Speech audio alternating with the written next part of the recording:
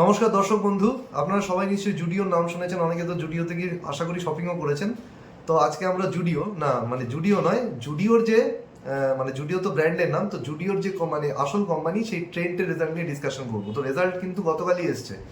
তো গত এক দু বছর যদি ধরে মানে গত লাস্ট এক দু বছরে যদি আমরা দেখি তাহলে দেখবো শেয়ারটার কিন্তু বেশ কিছুটা কিন্তু একটা মানে প্রাইস জাম্প হয়েছিল, তারপরে কিন্তু কিছুটা ফল এসছে। তার কারণ হচ্ছে কোম্পানি যে রেটে কিন্তু তাদের সেলস গ্রোথ করছিল সেই রেটের কিন্তু মানে গ্রোথটা কিন্তু পরবর্তীকালে পড়ে যায়। তো যখনই কোনো দেখবেন মানে সেলস গ্রোথ হতে হতে মানে হাই গ্রোথ থেকে যখন কিন্তু সেলস পড়ে যায় তখন কিন্তু একটা ভ্যালুয়েশন কিন্তু রিরেটিং আসে, সেই জন্য কিন্তু স্টকটা এত নিচে পড়ে আছে। তো সেই জায়গা থেকে কিন্তু এই যে কোয়ার্টার ফোরের যে রেজাল্ট সেটা কিন্তু খুব ইন্টারেস্টিং। তো কোম্পানি কি করে, তো কোম্পানির তিনটে ব্র্যান্ড আছে। একটা হচ্ছে জুডিও। তো জুডিওর আন্ডারে কোম্পানি কি করে, ভ্যালু ফ্যাশন রিটেল বিক্রি করে। মানে ভ্যালু ফ্যাশন রিটেল মানে সহজ মানে খুব সব মানে কম দামে অ্যাফোর্ডেবল যে জামা কাপড়, মানে কম দামে কিন্তু সস্তায় পোশাক বিক্রি করে। দ্বিতীয় যে সেগমেন্ট আছে ওয়েস্ট সাইড, এখানে কি হয় মানে এটা হচ্ছে একটু মানে জুডিওতে যে দামের পোশাক বিক্রি হয় তার থেকে একটু বেশি দামের প্রোডাক্ট বিক্রি হয়। মানে আপনি বলতে পারেন এটা হচ্ছে মাস ক্যাটাগরি থেকে একটু উপরে বা মাস প্রিমিয়াম ক্যাটাগরির পোশাক কিন্তু এখানে বিক্রি করে। তৃতীয় যে বিজনেসটা আছে এর আন্ডারে সেটা হচ্ছে স্টারের আন্ডারে কোম্পানি হচ্ছে গ্রসারির ব্যবসা করে। গ্রসারি মানে হচ্ছে আপনার যে সমস্ত মুদিখানা বলুন, তারপরে হচ্ছে আপনার ভেজিটেবল বা শাকসবজি বলুন, সেই সমস্ত কিন্তু বিক্রি করে। যেমন আদিত্য বিড়লার মোর ঠিক একই ধরনের বিজনেস এটা।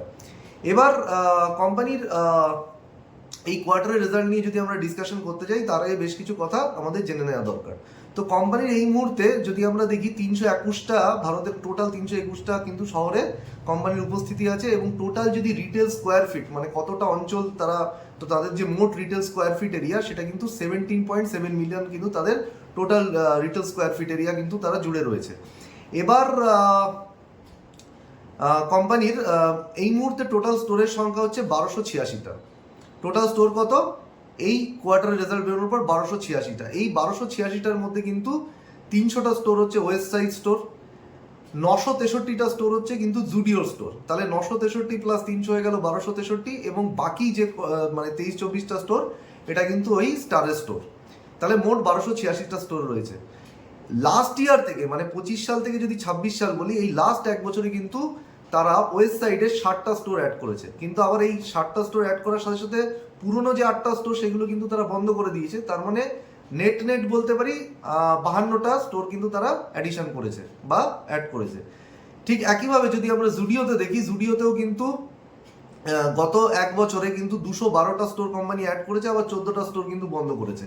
তার মানে নেটে কিন্তু 198টা স্টোর কিন্তু কোম্পানি এখানে জুডিওর খুলেছে।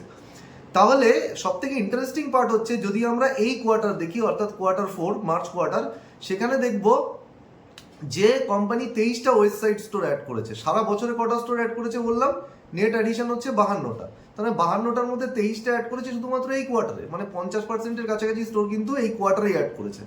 ঠিক একইভাবে যদি আমরা জুডিওর ক্ষেত্রেও দেখি, জুডিওর যে মোটামুটি আপনার যে 198টা যে নেট স্টোর, তার মধ্যে 109টা স্টোর কিন্তু এই কোয়ার্টারে অ্যাড করেছে। মানে 50%-এর বেশি স্টোর কিন্তু সারা বছরে যে স্টোর খুলেছে তার 50%-এর বেশি স্টোর কিন্তু কোম্পানি এই কোয়ার্টারে খুলেছে। তার মানে আমরা বুঝতে পারছি কোম্পানির সারা বছরের যে পারফরমেন্স সেটা কিন্তু এই কোয়ার্টারের যে পারফরমেন্স সেটার জন্যই কিন্তু এসেছে। এবং আপনারা যদি মানে একটুখানি কোম্পানির পিপিটি বা প্রেজেন্টেশনে যান দেখবেন কোয়ার্টার 2 থেকে মানে সেপ্টেম্বর কোয়ার্টার থেকে কিন্তু ধীরে ধীরে কিন্তু কোম্পানি তাদের স্টোরের সংখ্যা কিন্তু বাড়াচ্ছে। তো এই কোয়ার্টারে গিয়ে কিন্তু সেটা সব থেকে বেশি বাড়িয়েছে। এইবার আমরা চলে আসি মানে এই যে স্টোরেজ যদি এখানে গ্রোথ রেটটা দেখি, মানে ধরুন ওয়েস্ট সাইডের এই যে 52টা স্টোর কিন্তু তারা অ্যাড করেছে, 52টা স্টোর অ্যাড করেছে গত বছরের থেকে, এবং সেই স্টোর মানে যে স্টোরেজ যে যদি গ্রোথ রেটটা আমরা কাউন্ট করি তাহলে কিন্তু ওয়েস্ট সাইডের স্টোর অ্যাডিশন রেট হচ্ছে 21%। ঠিক একইভাবে যদি আমরা জুডিওর স্টোর অ্যাডিশন রেট দেখি তাহলে কিন্তু সেটা 26%। অর্থাৎ মোটামুটি 21 এবং 26 অ্যাভারেজ করলে মোটামুটি ধরে নিন 23-24% কিন্তু তাদের স্টোর কিন্তু তারা ওভারঅল অ্যাডিশন করেছে। এইবার যে কোনো রিটেল ব্যবসার ক্ষেত্রে বা যে কোনো ব্যবসার ক্ষেত্রে, বিশেষ করে এই ধরনের রিটেল বা কনজিউমার ফেসিং বিজনেসের ক্ষেত্রে আপনাকে কিন্তু দুটো কনসেপ্ট বুঝতে হবে। অর্থাৎ যে কোম্পানি রেভিনিউ গ্রোথ, প্রসঙ্গত বলে রাখি কোম্পানি রেভিনিউ গ্রোথ এসছে কিন্তু ফুল ইয়ার যদি আমরা দেখি 17% রেভিনিউ গ্রোথ। স্টোর অ্যাডিশনের গ্রোথ কত এসছে, দুটোর অ্যাভারেজ করলে মোটামুটি 23-24% কিন্তু স্টোর অ্যাডিশন গ্রোথ।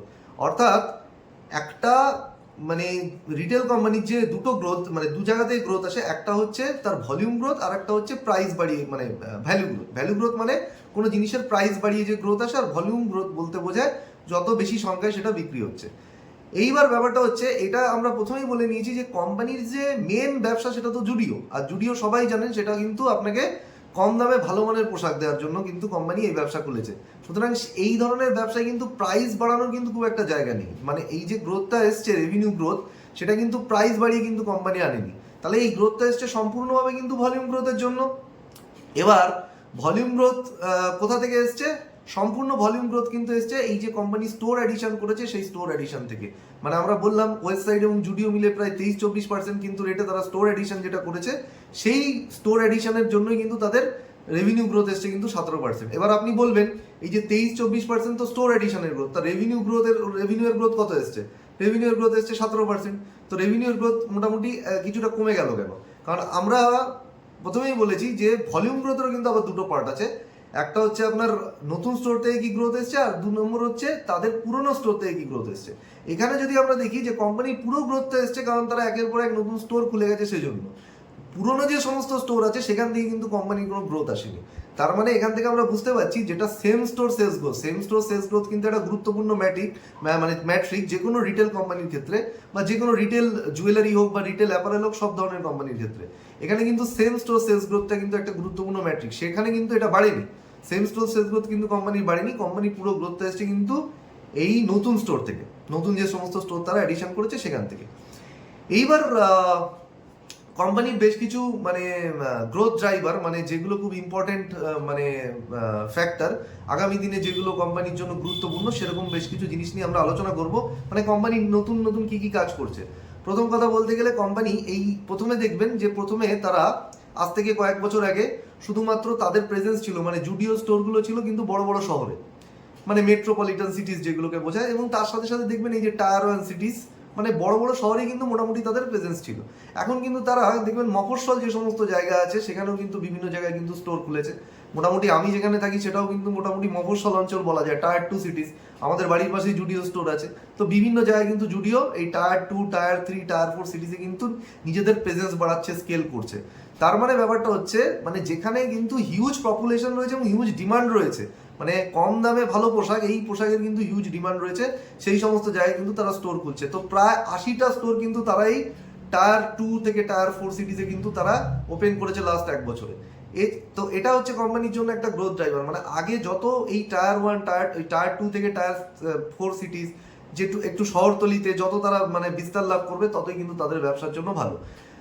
তারপরে যেটা কোম্পানির যে কিছু কিছু এমার্জিং ক্যাটাগরি আছে, মানে নতুন নতুন ক্যাটাগরি যেখানে কোম্পানি ঢুকছে, এবং সেই কোম্পানি কিন্তু সেই জায়গাগুলোতে বেশ ভালোই কিন্তু গ্রোথ মানে শো করছে। এই মুহূর্তে যদি আমরা দেখি, এমার্জিং ক্যাটাগরির মধ্যে রয়েছে বিউটি কেয়ার, পার্সোনাল কেয়ার, তারপরে ধরুন ফুটওয়্যার বিজনেস, জুতোর ব্যবসা, ইনারওয়্যারের ব্যবসা, এই ধরনের ব্যবসা কিন্তু মানে তাদের এমার্জিং ক্যাটাগরি বিজনেস। নতুন মানে এই ধরনের বিজনেসের থেকে কিন্তু কোম্পানির প্রায় 21% কিন্তু এই মুহূর্তে রেভিনিউ আসছে। এছাড়াও কোম্পানি যেটা করেছে, কোম্পানি কিন্তু তাদের ডিজিটাল প্রেজেন্স কিন্তু বাড়াচ্ছে। মানে বিশেষ করে এই যে ওয়েবসাইট বলে যে কোম্পানির ব্যবসাটা আছে, যেটা একটু মানে মানে ধরুন জুডিওর থেকে মানে একটু পোশাকের দাম বেশি হয়, সেখানে কিন্তু কোম্পানির ফিজিক্যাল স্টোরও আছে, আবার ডিজিটাল স্টোরও আছে। মানে ডিজিটাল স্টোর মানে আপনি কিন্তু ওয়েবসাইটের যে সমস্ত পোশাক রয়েছে সেগুলো কিন্তু অনলাইনে কিন্তু আপনি ইজিলি অর্ডার করতে পারেন। তো মোটামুটি এই কোম্পানির যে ডিজিটাল যে রেভিনিউ, মানে অনলাইন থেকে যে সেলস আসে, সেটা কিন্তু 25% গ্রোথ করেছে, এবং অনলাইন এবং ওয়েবসাইটের মোটামুটি টোটাল রেভিনিউয়ের 6% কিন্তু এই ডিজিটাল চ্যানেল থেকে আসে, মানে অনলাইন থেকে আসে। তো এটা হচ্ছে মানে খুব গুরুত্বপূর্ণ ফ্যাক্টর। মানে যত অনলাইনে কোম্পানি স্কেল করতে পারবে আগামী দিনে, সেটা কিন্তু কোম্পানির জন্য ততটাই ভালো। তো এবার চলে আসি সব থেকে গুরুত্বপূর্ণ যে টপিকটা, সেটা হচ্ছে কোম্পানি কিন্তু অ্যানাউন্স করেছে যে তারা 2,500 কোটি টাকার কিন্তু ফান্ড রেজ করতে চলেছে। তো কোম্পানি ফান্ড কেন রেজ করছে? তো বেশ কিছু কারণের জন্য তারা এই ফান্ডটা রেজ করছে। প্রথম কথা, তাদের যে পুরনো স্টোরগুলো আছে সেগুলোকে আপগ্রেড করবার জন্য, নতুন নতুন জিওগ্রাফি বা নতুন নতুন লোকেশনে তাদের স্টোর খোলার জন্য, নতুন নতুন আরও প্রোডাক্ট লঞ্চ করবার জন্য। এছাড়াও তারা বেশ কিছু ডিজিটাল ইনিশিয়েটিভ নিচ্ছে। তার সঙ্গে সঙ্গে আপনারা জানেন যে কোনো রিটেল স্টোর, মানে বড় বড় যে সমস্ত শপিং মল বা যে কোনো মল দেখবেন, জেনারেলি কোম্পানি এই স্পেসগুলোকে, মানে এই যে বিল্ডিংগুলোকে কিন্তু ভাড়া নেয়। এবার ভাড়া নিলে যেটা হয় সেটা হচ্ছে এই ভাড়াটা কিন্তু বছর বছর বাড়তে থাকে। তো জেনারেলি কোম্পানি কিন্তু এতদিন পর্যন্ত এই যে জুডিওর যে সমস্ত স্টোর আছে সেগুলো কিন্তু এই বিল্ডিং বা মল কিন্তু ভাড়া নিয়ে কিন্তু মানে এই সমস্ত দোকানগুলো কিন্তু খুলেছে। তো কোম্পানি এখন কি করছে, বিভিন্ন যে এই যে রিয়েল এস্টেট ডেভেলপার আছে, মানে যারা হচ্ছে আপনার কন্ট্রাক্টর, মানে বিভিন্ন ধরুন এই বাড়িঘর মানে রেসিডেন্সিয়াল যে সমস্ত প্রপার্টি আছে বা বাড়ি বড় বড় বিল্ডিং বা ফ্ল্যাট আছে সেগুলো তৈরি করে, তাদের সঙ্গে কিন্তু কন্ট্যাক্ট করে তাদের সঙ্গে কিন্তু যৌথভাবে কিন্তু বিল্ডিং তৈরি করছে। মানে তারা রেন্ট না নিয়ে তারা যেটা করছে মানে যৌথ শেয়ারে মানে যৌথভাবে রিয়েল এস্টেট ডেভেলপারের সঙ্গে মিলে কিন্তু বিল্ডিং খাড়া করছে। এবং এতে মানে কোম্পানির যেটা করতে হবে কিন্তু রেভিনিউ তারা কি করবে, এই রিয়েল এস্টেট ডেভেলপারদের সঙ্গে কিন্তু তারা রেভিনিউ শেয়ারিং করবে, রেভিনিউ শেয়ারিং মডেলে যাবে। এটা কোম্পানির জন্য, কোম্পানির ম্যানেজমেন্টের মনে হচ্ছে এটা কিন্তু তাদের জন্য প্রফিটেবল। এবার চলে আসি ফিনান্সিয়াল পারফরমেন্সে। তো প্রথমেই বলেছি কোম্পানির কিন্তু রেভিনিউ গ্রোথ এসছে ফুল ইয়ারে 17%। এবার এই ব্যাপারটা হচ্ছে যদি আমরা Q4 দেখি মানে লাস্ট বছরের মার্চ কোয়ার্টার থেকে এই বছরের মার্চ কোয়ার্টার, তাহলে 19% গ্রোথ এসছে। তো গ্রোথটাকে আমরা কি হিসাবে দেখবো? তো আমরা দেখেছি 2-3 বছর আগে কিন্তু কোম্পানি 30%, 25-30%-এর উপর কিন্তু গ্রোথ করতো। তো গ্রোথের যে রেটটা সেটা কিন্তু পড়ে গেছে। তো এই ধরনের বিজনেসের নিয়মই এটা, যে যখনই কোনো ব্যবসা বিশেষ করে স্কেল করতে শুরু করে তখন কিন্তু তারা প্রচুর স্টোর ওপেন করতে থাকে, এবং যত দিন যায় কিন্তু তাদের স্টোর ওপেনিং এর সংখ্যা কমে যায়। এবং আমি প্রথমেই বলেছি যত বেশি স্টোর ওপেন করবে এদের গ্রোথ কিন্তু তত, যখনই স্টোর এক্সপানশনের পেস কমে যাবে তখনই কিন্তু কোম্পানির গ্রোথ কমে যাবে। কারণ এখানে কিন্তু প্রাইস বাড়িয়ে মানে পোশাকের দাম বাড়িয়ে কিন্তু গ্রোথ কিন্তু সেভাবে আসে না। তো এখানে আমরা দেখেছি যে গ্রোথটা কিন্তু আগের থেকে অনেকটা পড়ে গেছে, কিন্তু পজিটিভ 17% কিন্তু কোম্পানির গ্রোথ এসছে। দ্বিতীয় কথা হচ্ছে কোম্পানির যেটা মার্জিনও কিন্তু কোম্পানির ইমপ্রুভমেন্ট হয়েছে। গত বছর কোম্পানির মার্জিন ছিল মোটামুটি ধরে নিন 15%-এর কাছাকাছি, এবছর 18%, এবং মার্জিন কিন্তু Q4 লাস্ট বছরের Q4 থেকে এই বছরের Q4-ও কিন্তু ইমপ্রুভ হয়েছে। ওই 18%-এর কাছাকাছি কোম্পানি কিন্তু মার্জিন মেনটেন করছে। তো মার্জিন কিন্তু মার্জিন কিন্তু কোম্পানি বাড়িয়েছে, কিন্তু তার সত্ত্বেও কিন্তু আমরা দেখতে পাচ্ছি যে এই যে অপারেটিং প্রফিট লেভেলে যে কোম্পানির গ্রোথটা হয়েছে সেটা কিন্তু বটম লাইন অর্থাৎ নেট প্রফিট যে লেভেলটা, মানে বটম লাইন বলতে আমরা কোম্পানির নেট প্রফিটকে বুঝি, সেখানে কিন্তু কোনো রকম মানে গ্রোথটা কিন্তু অনেকটাই কম। অর্থাৎ যতটা অপারেটিং প্রফিটের গ্রোথ হয়েছে, মানে আমরা যদি দেখি 26 সালে 30% অপারেটিং প্রফিটের গ্রোথ হয়েছে, কিন্তু নেট প্রফিটের গ্রোথ হয়েছে মাত্র 12%। এর কারণটা কি? কারণ আমরা বলেছি যে কোম্পানি ফান্ড রেজ করছে। কোম্পানি ফান্ড রেজ কিসের জন্য করছে? কোম্পানি অলরেডি, আপনারা যদি কোম্পানির ব্যালেন্স শিট দেখেন, তারা কিন্তু হিউজ ইনভেস্টমেন্ট করছে।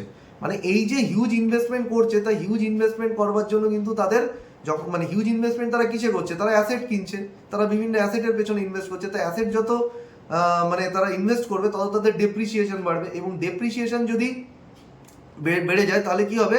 নেট প্রফিট কিন্তু কমে যাবে। এছাড়া আরেকটা কিন্তু কারণ আছে। গত বছর যদি আমরা দেখি তাদের আদার ইনকাম কিন্তু প্রায় 300 কোটি টাকার কাছাকাছি ছিল, এবছর কিন্তু তাদের আদার ইনকাম পুরো নেগেটিভ। তার কারণটা হচ্ছে তাদের বেশ কিছু সাবসিডিয়ারি কোম্পানি, মানে তাদের কিছু জয়েন্ট ভেঞ্চার আছে বিভিন্ন কোম্পানির সঙ্গে, কিছু অ্যাসোসিয়েট কোম্পানি আছে। গত বছর কিন্তু সেই কোম্পানিগুলো মোটামুটি প্রফিটে ছিল, এই বছর কিন্তু দেখবো সেই কোম্পানিগুলো মোটামুটি কিন্তু লসে রয়েছে। তো জেনারেলি কোম্পানির যেটা আদার ইনকাম তার জন্য নেগেটিভ হয়ে গেছে। এছাড়া লাস্ট কোয়ার্টারে আপনারা শুনেছেন সমস্ত কোম্পানিকে এটা করতে হয়েছে, সেটা হচ্ছে এই যে লেবার কোড, নতুন যে লেবার কোড এসছে তার জন্য কিন্তু সব কোম্পানিকে কিন্তু এই যে প্রত্যেকটা কোম্পানিতে যারা চাকরি করেন জানেন এই যে প্রভিডেন্ট ফান্ড গ্র্যাচুইটি তো কোম্পানিকে দিতে হয়, তার জন্য কিন্তু কোম্পানিকে প্রভিশন সরাতে হয়েছে, মানে একটা প্রভিশনের পরিমাণ আগে থেকে কিন্তু বাড়াতে হয়েছে, যার জন্য কিন্তু ওভারঅল কিন্তু তাদের বটম লাইন কিন্তু কমে গেছে। এবার শেষ হচ্ছে করব যেটা হচ্ছে মানে না বললেই নয়, সেটা হচ্ছে কোম্পানির ভ্যালুয়েশন। তো এই মুহূর্তে যদি আপনি দেখেন আজকে যে কোম্পানির গ্রোথ আছে সেই গ্রোথের রেসপেক্টেও কিন্তু যে কোম্পানির যে মানে আমরা দেখেছি যে কোম্পানির শেয়ারটা যখন পুরো মানে তার রেভিনিউ গ্রোথ প্রায় 25-30%-এর উপরে ছিল, তখন কিন্তু স্টকটা বিশাল গ্রোথ করছিল। তারপরে দেখলাম যখন গ্রোথ রেট স্লো হয়ে গেল, তার পি কিন্তু মানে যেটা প্রাইস টু আর্নিং রেশিও, সেই পি রেশিও কিন্তু ফল করলো। এখনো পর্যন্ত যদি আমরা দেখি পি রেশিও ফল করার পরেও যেটা 100-150-র কাছাকাছি ছিল, সেটা কিন্তু এখন কিন্তু তাও 80-র উপরে কিন্তু পি রয়েছে। এবার কথা হচ্ছে যে 80-র উপরে পি রয়েছে, পি কমেছে আগে থেকে, কিন্তু এই পিটা কি জাস্টিফাইড? তো আমার মতে এই যে তার 17%-এর গ্রোথ, সেই 17%-এর গ্রোথ হিসাবে কিন্তু পি কিন্তু এখনো যথেষ্ট বেশি। অর্থাৎ এখনো বলার সময় আসেনি যে কোম্পানি কিন্তু ভ্যালুয়েশন কিন্তু খুব চিপ। বাট আমাদের নজর রাখতে হবে যে আগামী দিনে যদি কোম্পানির যদি এই সেলস গ্রোথের রেটটা যদি অব্যাহত থাকে, তাহলে কিন্তু মানে এই মার্কেট কিন্তু একটা পি রিরেটিং করতে পারে। তার কারণ হচ্ছে কোম্পানি কিন্তু টাটা গ্রুপের কোম্পানি, এবং এর কিন্তু মার্কেটে কিন্তু রেপুটেশনও রয়েছে। তো আশা করি ভিডিওটা আপনাদের ভালো লাগলো। তো এই বলে আমি আমার বক্তব্য শেষ করছি। তা করার আগে যেটা বলতে চাই সেটা হচ্ছে ভিডিওটিকে লাইক, শেয়ার এবং সাবস্ক্রাইব করবেন এবং বন্ধুদের মধ্যে শেয়ার করবেন। এবং আপনাদের যদি কোনো জিজ্ঞাসা থাকে তাহলে কিন্তু কমেন্ট বক্সে অবশ্যই জানাবেন। আরও মানে আপনাদের যদি কোনো সাজেশন থাকে, ফিডব্যাক থাকে এবং যদি কিছু জানতে চান সেটাও কিন্তু লিখে জানাবেন। তো এই বলে কিন্তু আমি আমার বক্তব্য শেষ করছি। ভালো থাকবেন।